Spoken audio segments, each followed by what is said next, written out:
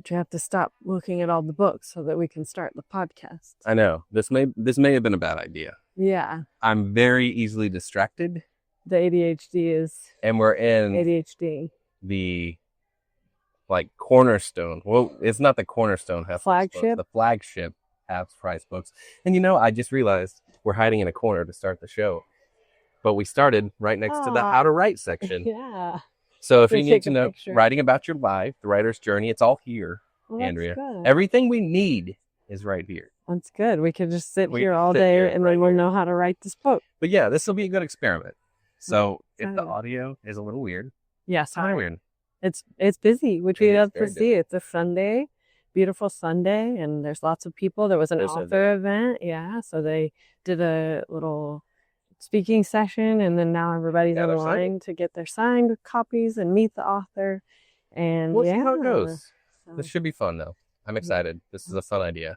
We're out and about on the town. Oh man, so we've got freedom. We have freedom, man. A little bit. I mean, the oldest is with us. We forced him to put on real clothes and get out of the house. But Ollie is traveling. He's in Atlanta for a week-long competition with school, a nationals competition that he earned his way to. So we've been keeping up with his adventures of that drive to Atlanta. But we kind of reverted to being a frat house. Anytime the kids or at least the youngest one's gone, because the older one takes care of himself. Yeah, he's grown. We don't have to be real parents. We don't have to be real parents for him. We get a little. We act like teenagers. Teenagery. Yeah. We got up and had donuts this morning, which is not something we normally do. No. We went to dinner at like 10 o'clock last 10 o'clock night. Dinner. We're just chilling at the house, and suddenly Matt's like, "Who wants ball?" We're real rebels, what I mean? So it's kind of like a college dorm around the house right now. Pizza boxes everywhere, just video games on the TV, and that's true. But so we got out today to come check this spot out and wander around. Try to record. Yeah, we're trying to record. We're so appreciative of the feedback we got last week. The hot topic of Alex's dog's name. Had a lot of good voting and good suggestions. Yeah, we had a couple of people send in some ideas. 2 people sent me the name Memphis. Well, that was kind of interesting. Yeah, I guess because we were in Tennessee. Yeah, we did. Yeah, we were there. But I thought it was interesting. 2 separate people sent that. Someone sent the name Rue. Rue's a good one. That was fun, like with a Louisiana flair. Yeah. But you still love gravy. I love gravy. I can't get over it. And I was thinking, you're attached. Kind of like a border collie style. You know how sometimes they're like brown on the belly, but then more like salt and pepper on top. Sometimes a little medium to long hair kind of collie thing. I think that's where my brain is, because he looks like a biscuit with gravy on and pepper on top. A little salt and pepper. I like it. Yeah. So we'll keep talking. Yeah, we appreciate the votes. Matt's still pretty attached to gravy, but we'll see. Rue's pretty good though. I love a good name that ends with an X. It's a good one. Very memorable. Alex and Rue. I don't know. So both X's, but sound different. It's true. But so we'll see. Think about it. We haven't asked Stella yet. I mean, she's a professional. She just got mad when you started talking about the dogs. She didn't like the idea of the dog. As soon as we talked about another dog, she was huffing and puffing. Yeah. But we'll see. She's spoiled like my wife. TBD on Alex's dog's name. But thank you for the voting. We appreciate the input. Yeah. We'll keep you guys updated on that. Let me read you an excerpt from this book I just found. It's called 712 Things to Write About. Okay. So it's a prompt. It's like a journal book. Oh, cool. I thought it is prompts. Let's see. Describe your home or apartment as though it were a potential vacation destination. Oh, who would really come stay at our house? I mean, it's a frat house right now, like you said. That's true. It's full of kind of candy and carbs. Yeah, that's true. Right now. But let's transition out of this background noise of always wanted to say that. Let me try that. Let's hit the music.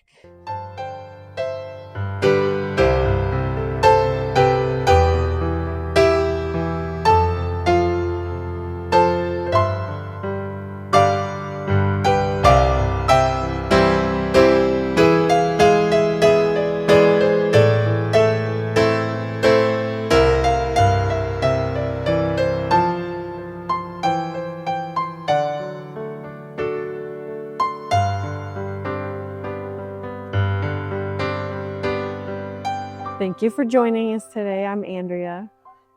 Oh, and I'm Matt. I forgot. You forget to introduce yourself. I forgot. As a close. I We get are- distracted. I'm telling you. Again, Two we're shining objects. Yeah, to remind you, we're at Half Price Books in Dallas today, the flagship store, which is why I'm going to have to keep Matt reeled in and focused on what we're doing. But we are a married couple who are working on writing our first romance novel together. And we decided to create a podcast to document that process. So thank you for coming along that journey. We're excited today. Come on to the journey with us. We're going to be talking about our author spotlight of the week. We do have an excited author about spotlight. our author. We're going to play some book games. Yeah, let's play some book games. While we're we're here, see how it works. We're surrounded by books and the smell of books, which I love. You know, when I got my Kindle, I was really worried because I'm like, I like the feel of a book. I like the smell of a book. I like being able to see how many pages, how far am I into the book. And I do still love a paper book, but the convenience of the Kindle is so nice. Just is it the convenience of the Kindle, or is it you under your blanket with a little remote changing the pages till your hands don't get cold? That's true. You don't have to be cold when you need to change the page. You just push the button. That's pretty nice too. But I'll say I love them equally now. I was nervous about that. But there is something nostalgic about being in here and just smelling the books and being able to pick them up and look at them and feel them and see the cover art and the... What if I made a cologne of book?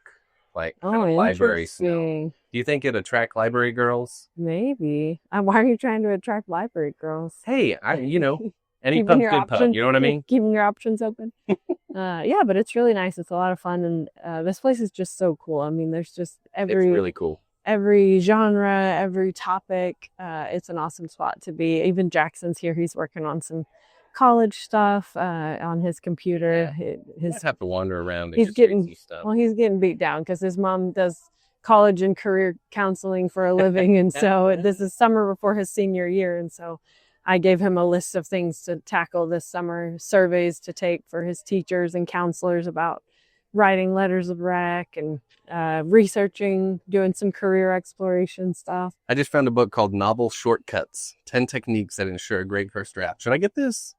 Maybe. Are you participating in our podcast, or? I'm excited. I guess you're on topic. I'm on topic by researching the book.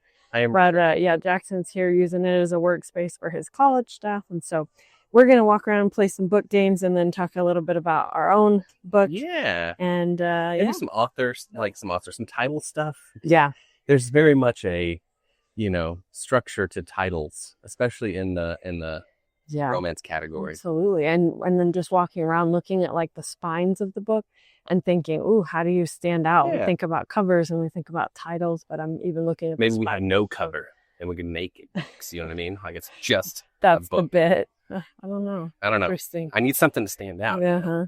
Do you want to talk about our author of the week? Let's talk about our author of the week. Go ahead. Do you have a jingle for her? Or? Oh man, and Half Price Books. I didn't think about it.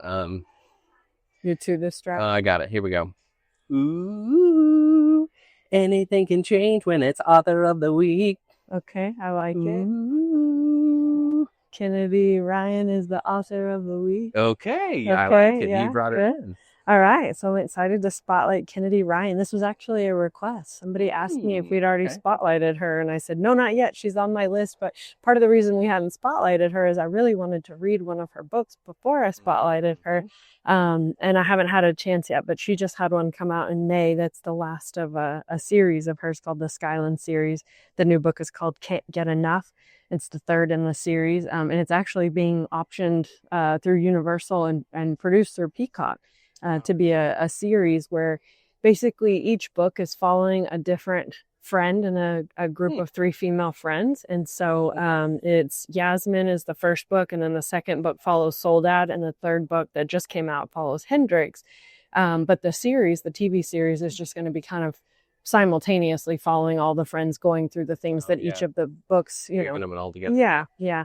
And so what I really love about her is, so she is a Black author, and she really has a focus on focusing on real topics and like heavier subjects within the genre of romance. And so she was a huge romance reader as a kid. She said she like smuggled those old like romance novels that had like the couple kissing on the cover and stuff that her mom tried to keep out, but she like smuggled them in and hid them in her closet, and she would read them.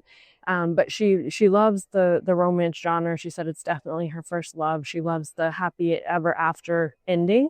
But what she's really focused on is incorporating Black women, Black love, and then real social topics into her writing. And so she is a mom herself, and a wife. And so she writes, this is from her website about her. She writes for women from all walks of life, empowering them and placing them firmly at the center of each story and in charge of their own destinies. And so, yeah, she says she's, married to her. She's a wife to her lifetime lover, is how she describes him. That was fun. And mother to an extraordinary son. And so her son is actually autistic, and she started a foundation called Lift for Autism. And it does an annual charitable book auction that she helps oversee. But yeah, she grew up in North Carolina. I don't want to stop your momentum here, but I'm going to bring you back a little bit, because you said that she writes women, like empowered women. And I think that's what we found with Annabelle that I like so much. Is she said Annabelle Monaghan about like finding women, and it's not that they have to get unstuck. So they don't need a man to get them unstuck. That's not the point. Right. The point is that they're strong themselves. And I love that. And I think that that's really, it's strong, and especially when you can bring in other voices and tones. Absolutely. When I was researching her, she talked about how her first book of this Skyland series, called Before I Let Go, that was really a focus on mental health for Black people and Black women specifically. And that her goal is, this was her quote, to write a safe place for Black women to ache and to heal, to be vulnerable and dimensional. I wrote it for Black love to shine. Wow. And I really loved that. And so just following her, she's very active on Instagram and TikTok. Her Instagram is at Kennedy Ryan 1, and her TikTok is at Kennedy Ryan Author. But I just love seeing, she was at an event in the Bronx this weekend, a book festival.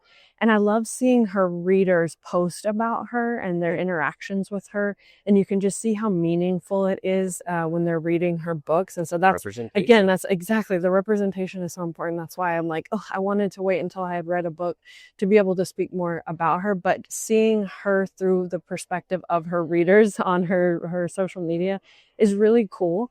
And just like you said, how important that representation is, and how they just value her books so much. She even talked about on her covers, if anybody has seen her covers, or, take a minute to Google it and look it up. These three specifically, Before I Let Go, This Could Be Us, and Can't Get Enough, which are the three books in the Skyland series.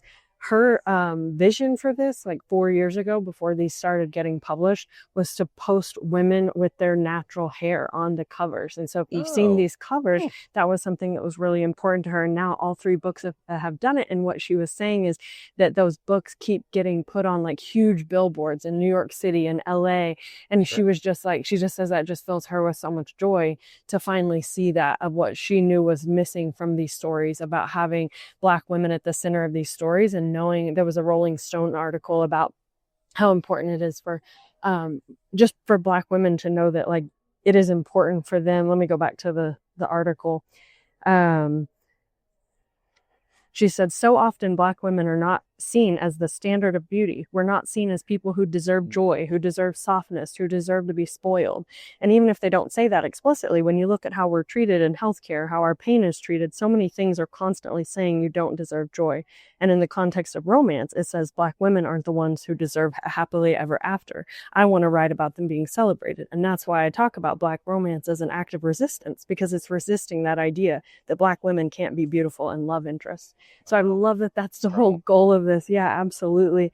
And that she's really within this genre of romance talking about these important issues. So another quote in the Rolling Stone article said, I think of romance as a Trojan horse. Romance is by and large such a palatable, digestible genre. So I think it's the perfect genre landscape to have difficult conversations, to talk about our hurts and how we heal, and to talk about things that are uncomfortable. Oh, we're swooning. We're having a great time. And wait, we're just talking about voter suppression? When you read my books, you see women being loved outrageously. It's not like it's always hard, but I see my specific space that I'm carving out as this intersection of swoon and social commentary. So I just love that, like, she's using this predictable structure. It's interesting to me. Talk about, I saw an article this week. You know what that means? A TikTok. A TikTok. Brandon Sanderson, right? Wrote prolific author, writes a lot of fantasy, super famous. And he was given a class and he started talking a little trash about the romance like segment, because he said, even before they describe what the plot's about, they tell you it's a insta love or it's a, found family. And he was kind of knocking that, but I think it's not his thing. He writes like very intricate, detailed, Lord of the Rings style stories and crap. Epics, which is a different thing. Yeah. But I think he doesn't realize what you just said, is that in all of the romance books we've read and that we've liked, there's been some sort of interesting, real. Yeah. Social commentary or some type of human insight. Yeah. I feel like that's more the modern romance, more than like what you saw back in the day with the Fabio horse and absolutely. Yeah. And then she talks, like I was saying, like with her readers, one of her readers that met her in the Bronx posted a little blurb about how when she's never loved romance, and she kind of hated that about herself. She's like, I don't understand. Why do I not love this genre? But she said, what I think I realized was I didn't see myself as these characters, which I've talked about as like a larger person, as somebody who has been a plus size most of my life. I always struggled, especially when they would describe these people physically. Oh, that wasn't me. I didn't identify myself. Yeah. And so this girl was saying, like, as a Black woman, she didn't see herself as these characters in these stories. And so she said, until I read Before I Let Go, the first book in the Skyland series. And she said that as a Black woman who struggles with depression, she really connected with that. And that was, kind of going back to Kennedy's, whole goal of writing around mental health and these real social issues. And then the other thing she said she really puts at the forefront and is like sisterhood, the love of sisterhood, the centering friendship and platonic love. And she's just like, we're doing talking about female relationships even today, absolutely. And how important it is. We've talked about how we came up, us older millennials came up back in the day, and like when we were in junior high and high school, it was all about girls being like, I don't have any girlfriends. Oh yeah, I'm a guy's girl. All my friends are guys. Yeah, we talked about that. How that was like the cool thing to be. And then it's evolved now, and now it's like we've realized the importance of female friendships, having each other's backs, and being a girl's girl, and what that means. Yeah. And I think that's so important. And we were just kind of talking about how that can be incorporated in our book too. It's just something that's just as important as a romantic love is that platonic love, or is the sisterhood, or just the importance of friendship and having those people in your lives. And all the women in the Skyland series, they're 40-year-olds. And so she talked about how important that was to her, that, society wants to start to erase you at a very early age as women. And so that was another reason that she, really prioritized that. But I'm so excited. Like I said, her book that I've had Before I Let Go on my TBR, and every time I'm about to get to it, I get one of those skip the line loans on Libby, where you find it's got like a little 4-leaf clover on it. And so now that I've spent even more time researching her and learning about her, I mean, that's going to be my next priority, is to start the Skyland series. And I thought maybe we could read it together, knowing it's going to be a TV show, because then we can watch it, because we've been talking about that too. Can I tell you how this is hitting kind of my writer advertising brain a little bit? The idea that a lot of the times in advertising, when you cast somebody or you see somebody on TV, there's a bit of being, that's the aspirational version. Like you see that the audience would want their aspirational version is to be this perfect person or to be this thing. And I think that's fine, and it was fine before we had the full stratification of media. And now we can have room and space to hear actual voices, but I don't think it stretches far enough. I mean, aspirational is one thing, but real people is another thing. Yeah. And I just don't think we've gotten out of that circle enough to hear the other voices and to make sure that everybody's got a space at the table for them. Yeah. That's what makes us different and interesting and strong and powerful, is to have everybody represented. I like that. And I think we need to be brainstorming on how we incorporate that in our book. But just to wrap up about Kennedy, she was the first Black woman to win the Rita Award in 2019 for her book Long Shot, which was about domestic abuse. So kind of going back to these real topics. She had a book called Reel, REEL, that was about the Harlem Renaissance. The Harlem Renaissance. She has a series called All the King's Men that starts with Kingmaker, and that was about indigenous rights. So she has several series. She's got a series called The Bennets, Soul series, the Grip series, the Hoop series, a Hollywood Renaissance. Wow. So much of a catalog to read and to dive in on hers. But I'm excited about that. I think I mentioned she's from North Carolina. She went to UNC Chapel Hill. She started in freelance and ran an organization for parents of special needs children. And she, during that time, kind of stopped reading romances and didn't pick it up until she was in her 30s, which I think is kind of interesting. That's what we did. We got busy with kids and careers.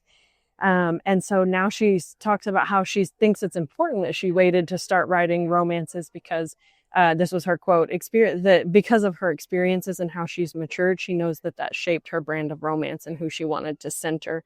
So she knows that her books and her brand would have been very different if she had started writing at a younger age.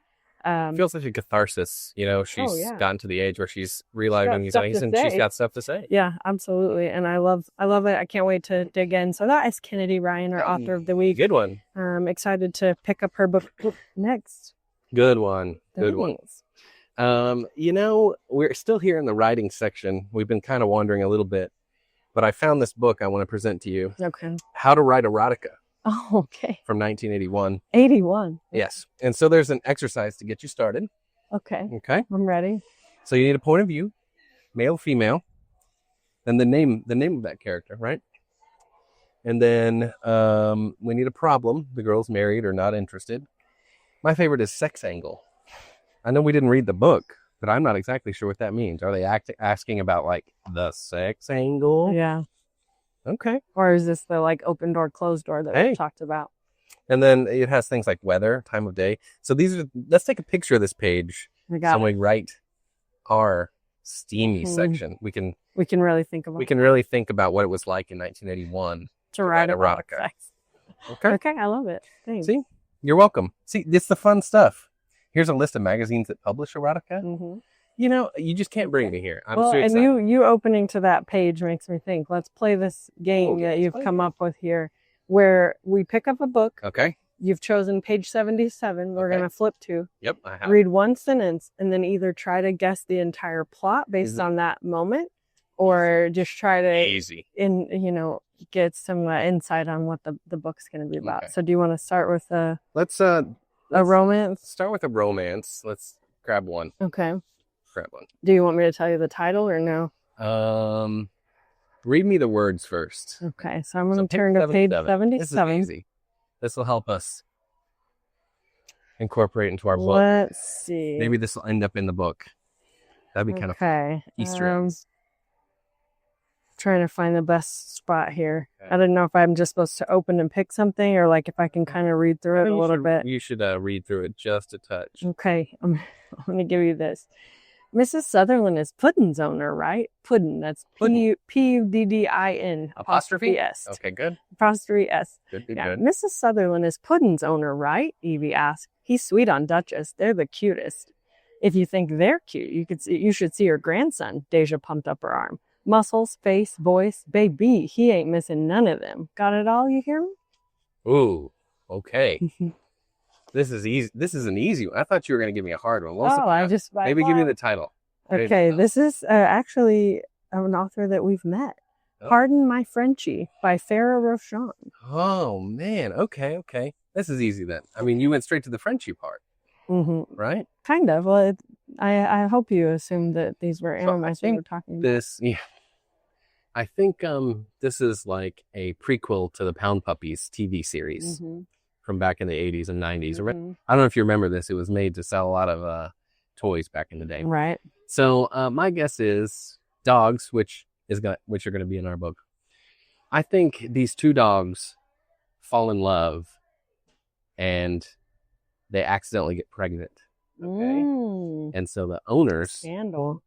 Hate each other, but they end up coming together over the puppies and fall in love.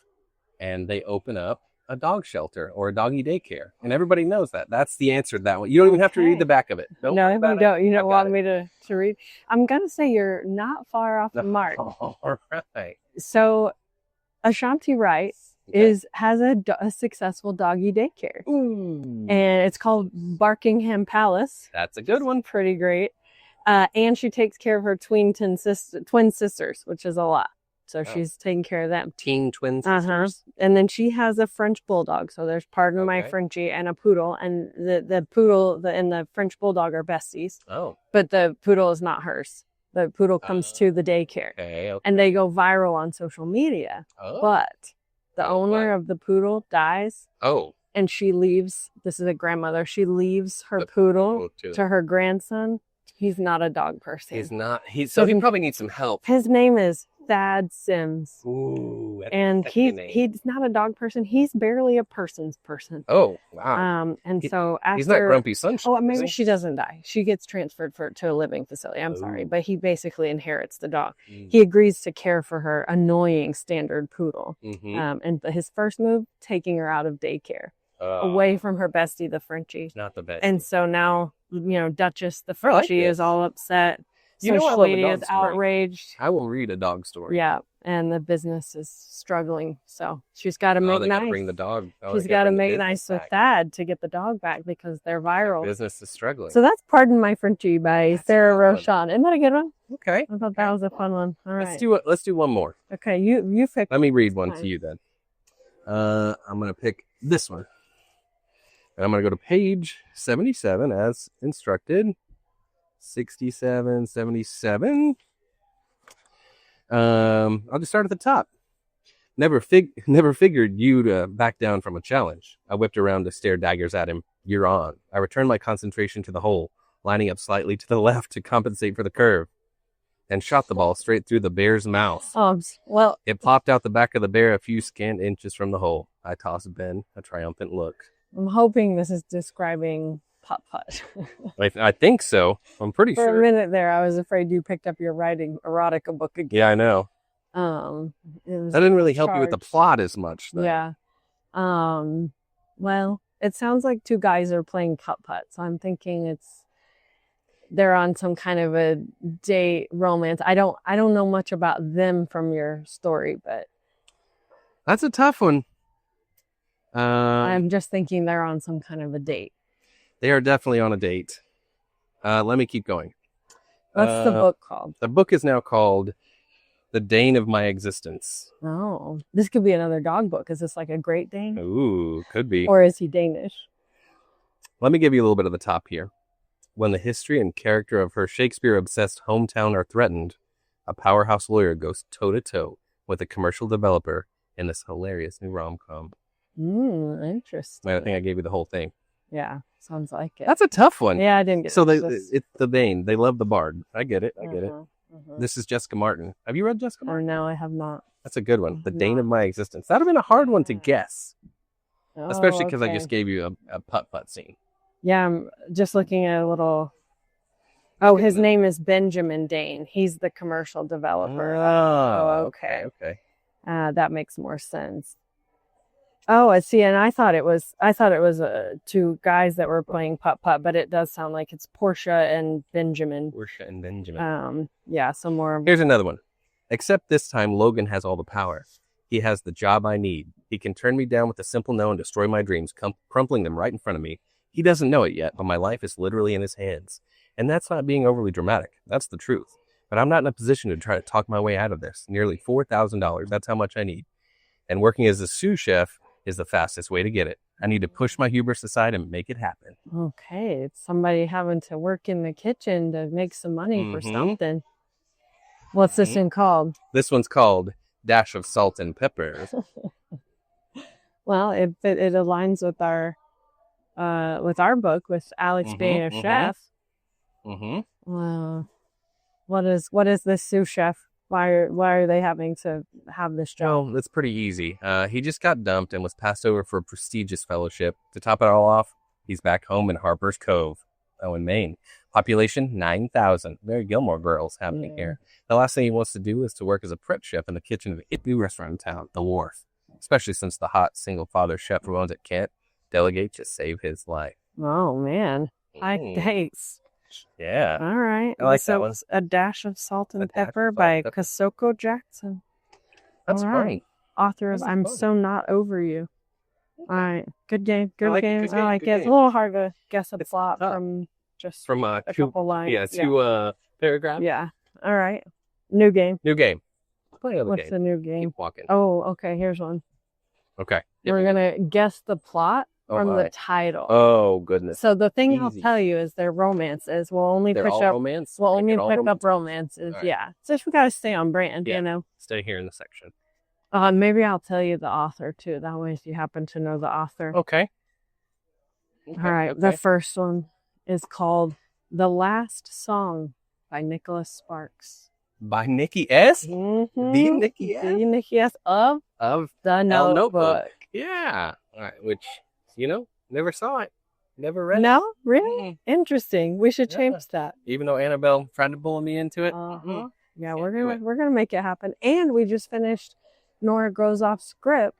And so good. they mentioned the Notebook in that book, and that's the one that she signed for you and said, watch the Notebook. And they talk about it in there. Okay. So tell me about the last song. The last song? Mm-hmm. That's so easy. It's about mariachis. And they're singing De Colores. And that's the ultimate romance song. The ultimate romance song. And they're out on the beach. And they're on the beach and they're listening to these traveling mariachis. And this guy's he falls in love with the lead singer of the mariachi band.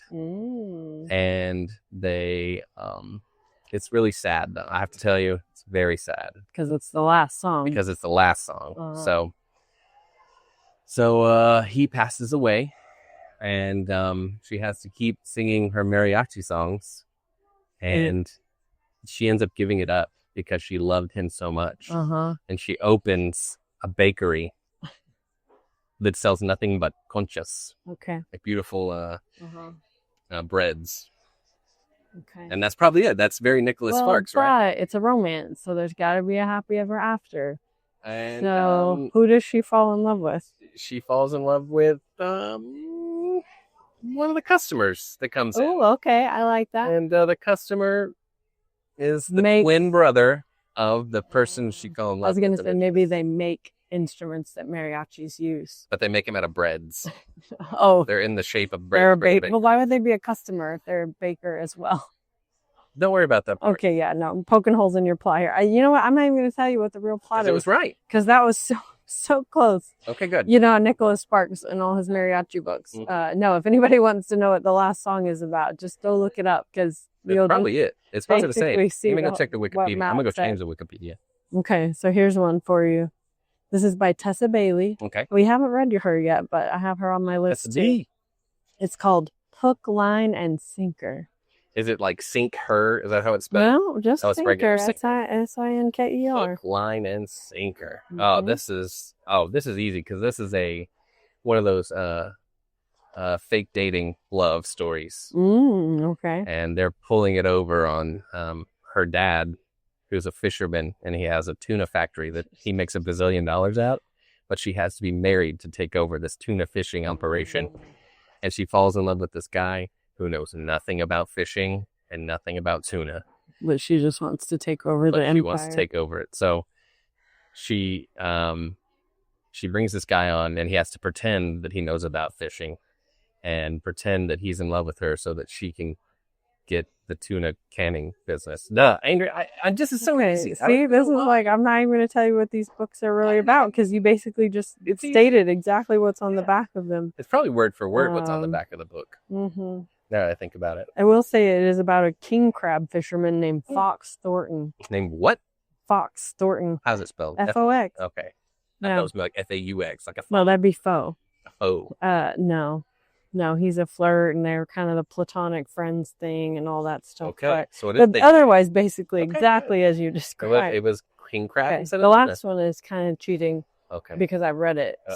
But it's by Emily Henry. It's her newest book. Well, no, because she released Great Big Beautiful Life. Her one before that. Okay. It's called Funny Story, which doesn't give you a lot. It doesn't. Other than it's Emily Henry. What is Funny Story about? Funny Story? Mm-hmm.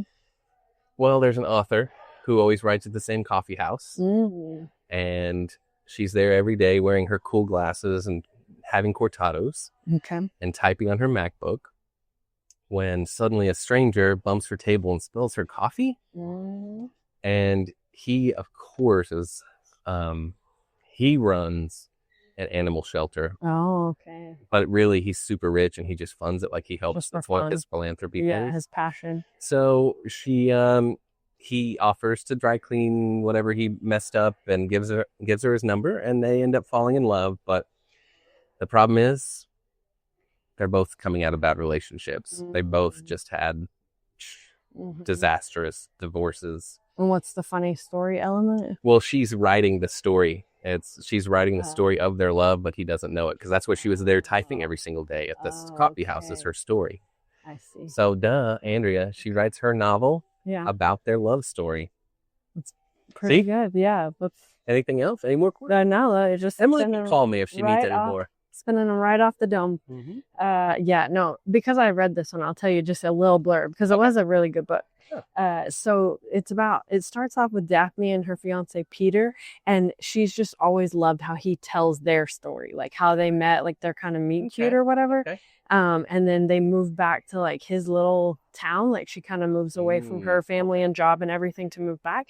And so it was like, oh, he's so good at telling the story until he realizes he's actually in love with his childhood best friend, Petra.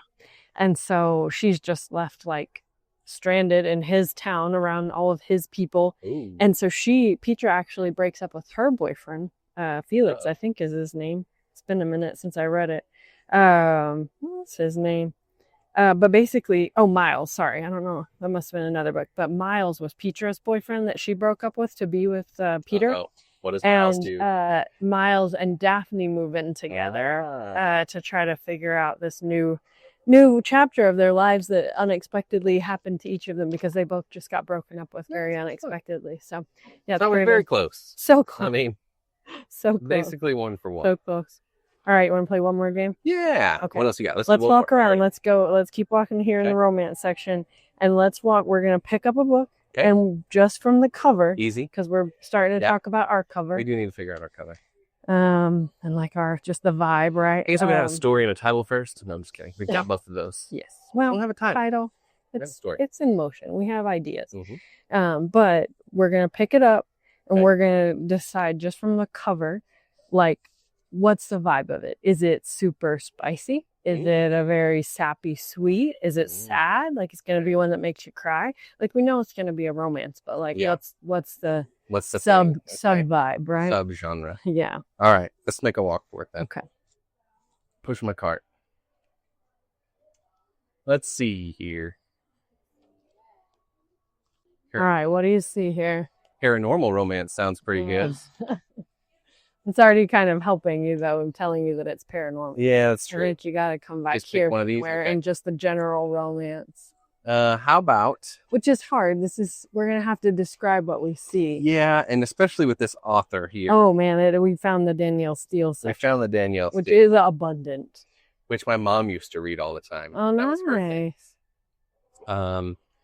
But like some of these kind of give it away, right? So betrayal, bittersweet. It's kind of tough. What about Whiskey Beach? Whiskey Beach. Okay. With the ocean waves crashing. And there's it's like a sunset. Lighthouse. Okay. So what's the vibe? The vibe is going to be beachy. It's going to be a little drinky, right? Yeah. Just a whiskey. Mm-hmm. But I think it's like torrid romance. That's a Nora Roberts book. That's not Danielle Steele. Yeah, I think it is going to be a little... Well, she's going to be a little lighter. It's not going to be super spicy, I don't think. Are you sure? Because Whiskey Beach makes me think that they're going to have some fun times on the beach in the sand. Maybe. I don't think I've read a Nora Roberts, and I don't know how spicy she gets. I don't think it's super spicy. I don't know. But yeah. Eli Landon has come home to Whiskey Beach, where he finds himself up against a woman with his best interest at heart and a past that brings out the worst in a man. Ooh, that's kind of cool, actually. Okay. All right. Let's talk about titles, too, because I've wanted to do that as well. A lot of the titles, there's a lot of same structure. There's 2 to 3 words. 2 to 3 words is kind of a thing. All That Glitters, The Cottage, Wild at Heart, Monster in the Closet, I'm Watching You, No One Left to Tell, You Belong to Me. they all have the same kind of cadence and feel. Mm-hmm. And I just don't. We're definitely an older romance right now. Yeah, no, let's go a little more little bit in the younger. contemporary. I don't know where we should land. Long Time Coming from Megan Quinn and Yeah. Set on You. It Ends With Us is a very popular new one, but it's still in that kind of structure. Yeah. We're getting Do you think more populated? Do you think it's because it's memorable? Maybe. Why? What are you thinking? To me, not like. I mean, I struggle when so many of our. It's a long one, so you have. Yeah, that's why you make it ACOTAR, but. Onyx. What's the Onyx Storm? Onyx Storm. But those are more fantasy, romantic-y, you know, not just true. Yeah. That's true. Let's look over here.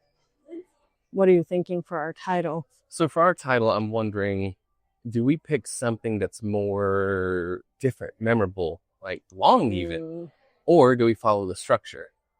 Is it a structure for a reason? Is it a thing where following the structure? And I'm really wondering because maybe it's a thing where your editor comes through, your publisher's like, we need to make it super simple. They have things that they've probably researched or tried, or even like put it in front of test audience kind of thing to see what people gravitate towards. But I will say I struggle when the same words are used. Like a lot of the books I've read lately have the word summer in it. Oh, and it's so hard for me to remember which is which. Or our shelf, and they're all summer this, summer that, last summer, this summer, next summer. Yeah, and different authors. And so I don't think I want to use the word summer, even though I did very much enjoy all those books. So maybe we just make a mental note not to use, I don't want to say cliche words because they're not cliche. They work for they're successful. Yeah, and they're also summer reads, right? That's the other thing. If you pick it up, this is a beach read. I'm going to come out at a specific time. Yeah.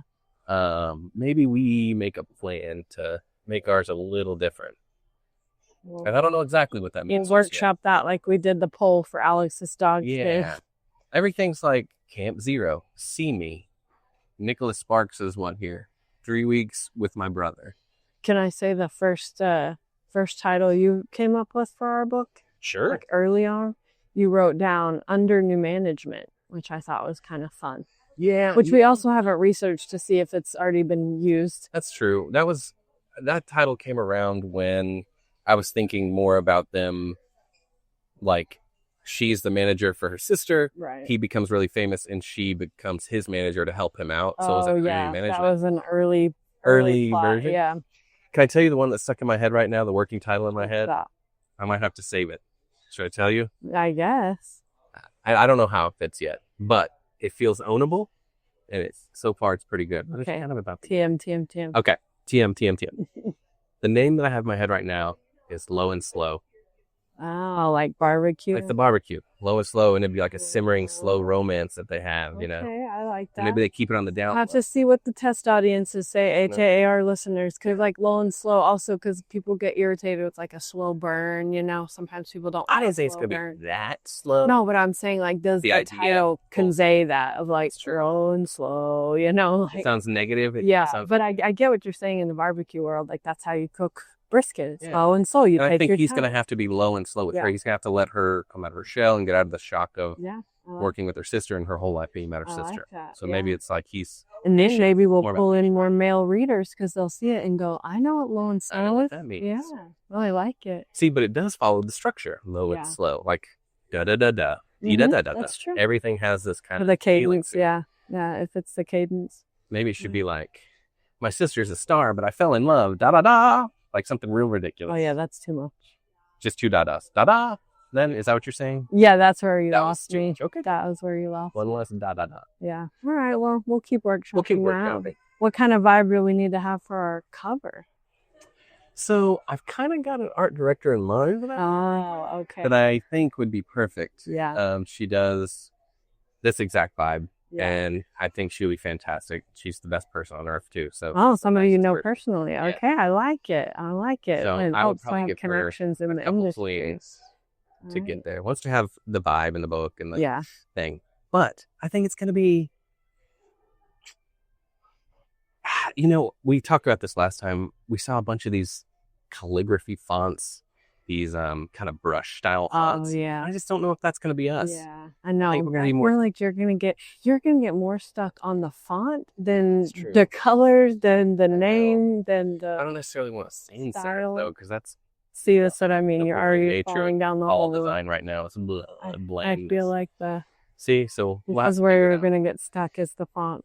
we'll have to maybe on the podcast we'll put together a little creative brief Mm-hmm. and give a couple of examples of other books we like. Okay. What was the one I showed you yesterday?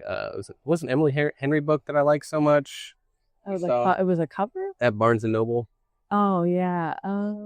Wasn't Oh yeah. No, it was Beach Read Beach by Read. It Emily was Henry. Beach Yeah, it was a special edition, like Beautiful. a newly released cover with like Colored sprayed and- edges. Yeah, But it was like a tan, like a beach. it was tan with like cool. a little bit of beach towels showing, but the majority of it was Oddly enough, the that tan tan. stuck out. It did. Because all the books now are black or they're wildly colored. Yeah, it did. Well, cool. We'll keep working Yeah, on keep it. working on it. All right, well, everybody. Well, thanks for joining That's us. it. Be sure to check out Kennedy Ryan, our author of the week. And thank you. If you don't already follow us, please follow us at Our Next Chapter Podcast on Instagram. And send us your thoughts about all our discussion this week. Let us know if we missed anything or if you enjoyed you for all the Ron's feedback. plots and you want him to write one of those books. I'll just write next. one of those down. They're already written, though. They're already written. They were correct. They were correct when I told Yeah. you about them. So Yeah. go sign up at the website, ournextchapterpodcast.com. Go sign up for our newsletter, our non-existent newsletter, and get your name in our book. Yeah, absolutely. And thanks to Half Price Books for hosting Yeah, us woo. today. Until next time, I love you. And I love you. Let's go read more of that erotica book. Oh my gosh, let's move along.